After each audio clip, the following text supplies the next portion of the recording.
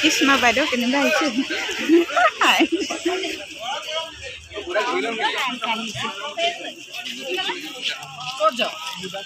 আমাৰ অমূল্যৰ নামঘৰলৈ আহিছে চব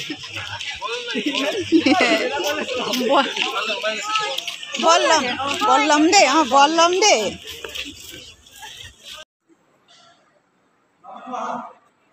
নামঘৰত আহিলে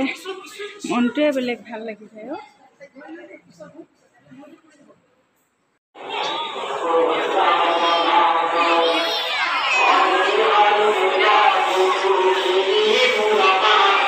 এইফালে মেইন গেটখন আছে তাৰ এইফালে পুখুৰীটো আছে এইফালে পুখুৰীটো আপোনাৰ ডাঙৰ মাছ কাছ চব আছে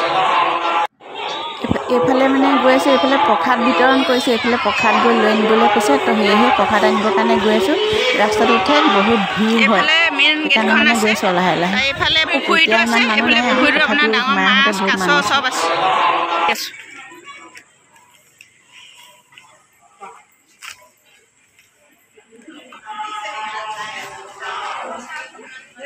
বহুত ভিৰ এইটো সহা কৰি দিছে নাই হাহা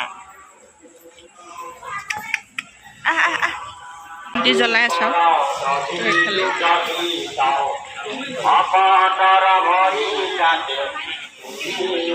এয়া হাত ধোৱা হাত ধুবলৈ দিছে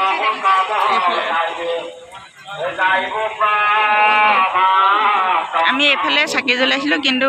গেটখন মানে মাৰি দিলে এতিয়া বাহিৰতে দিছে আৰু যাবলৈ ওলালোঁ দেই এয়া বাহিৰৰ পৰিৱেশ মানে বাহিৰত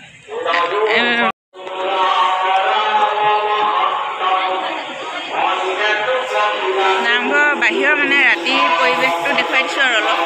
গ'ল মানে আহি আছোঁ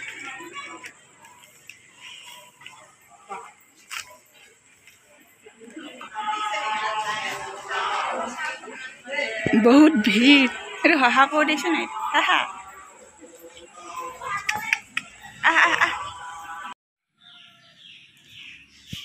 আঠখেলীয়া নামঘৰ ভাগ নামটো কেনেকৈ হ'ল জানে নাই আপোনালোকে ময়ো নাজানো কিন্তু মই পিছত আহিহে গম মানে শুনিছোঁ আৰু দুই এজনৰ মুখত তেনেকৈ হ'ল বুলি তো আঠখেলীয়া নামঘৰ ভাগৰ নামটো হেনো গদাধৰ সিংহইহে দিয়া বোলে গদাধৰ সিংহই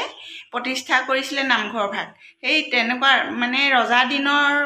দিনৰ আহোম ৰজা দিনৰে নামঘৰ চাওক আজি কিমান শ বছৰ হ'ল আজি এই 2025 চনলৈকে তো ধেমালি নেকি কিমান পুৰণা নামঘৰ চাওকচোন